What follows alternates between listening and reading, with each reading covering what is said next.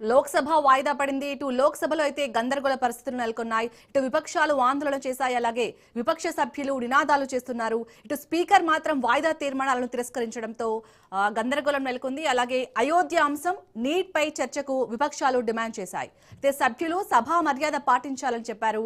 లోక్సభ మధ్యాహ్నం 12 గంటల వరకు వాయిదా పడింది.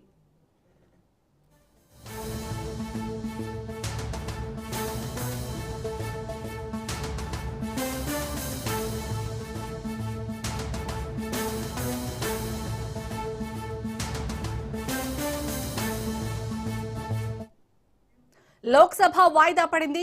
లోక్సభలో గందరగోళం నెలకొంది. ఇటు లోక్సభలో విపక్షాలు ఆందోళనకు దిగాయి. నినాదాలు చేశారు విపక్ష సభ్యులు. ఇటు స్పీకర్ వాయిదా తీర్మానాలను తిరస్కరించారు. అయోధ్య అంశం అలాగే నీట్ పై చర్చకు విపక్షాలు డిమాండ్ చేశాయి. సభ్యులు సభా మర్యాద పాటించాలని చెప్పారు స్పీకర్. ఇటు లోక్సభ మధ్యాహ్నం 12 గంటలకు వాయిదా పడింది.